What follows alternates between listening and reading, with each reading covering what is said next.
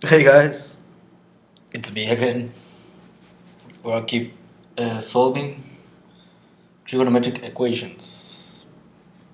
So we're gonna need our friends' special triangles. So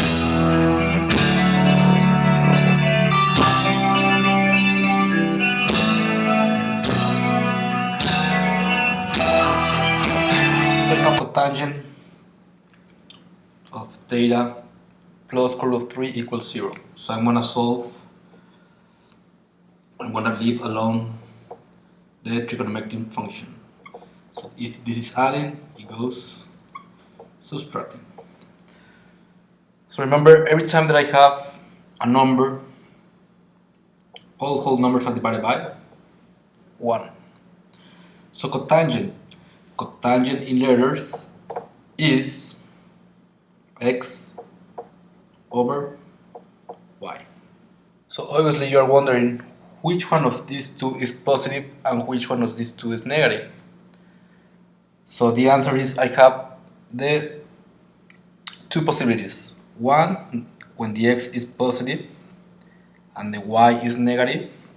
So that's when I have a positive over negative is negative. And also I have when y is positive and the x is negative. So that's I have the two options because I don't know which one of these two is either positive or negative. Okay, so now I have to look for the triangle that has the x square root of 3 and the y 1. And the answer is 30. So I have the 30-degree triangle. That's the one that has the x square root of 3 and the y 1. Okay, so I write this for you. If it's in the first quadrant, the angle is the same one. If it's in the second quadrant, is 180 minus the angle. If it's in the third quadrant, is 180 plus the angle. And if it's in the fourth quadrant, is 360 minus the angle. So write that for those who always don't know what operation to do. Write this.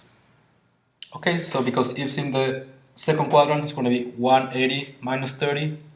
And if it's in the fourth quadrant, it's going to be 360 minus 30. So that's 150 and 330. Well, remember, in Alex, the answer has to be in radians. So I want to multiply by pi over 180. Multiply by pi over 180. If I simplify, it's pi over 6. And 330 multiplied by pi over 180, that's 11 pi over 6. So two answers per question. Okay, now we're going to solve this equation. Cosine of equals 4 over 7. So we don't have a triangle that have the x and the r 4 or 7. So what are you going to do? We're going to tap in our calculator cosine to the negative 1 of 4 over 7. So in some calculators is shift cos of 4 over 7. Okay, so the answer after you type this in your calculator is 55.1500. So always use 4 decimals in these problems. Always use 4 decimals. So make sure you have this answer in your calculator. So now I have to look for the quadrants that cosine is positive because the question is positive. So the quadrants that cosine is positive, where the x is positive, is 1 and 4 quadrant. So the answer for the first angle, I already have it, is 55.1500. So the other angle is in the fourth quadrant. So what operation you need to do? 360 minus 55.1500, and that is 304.85.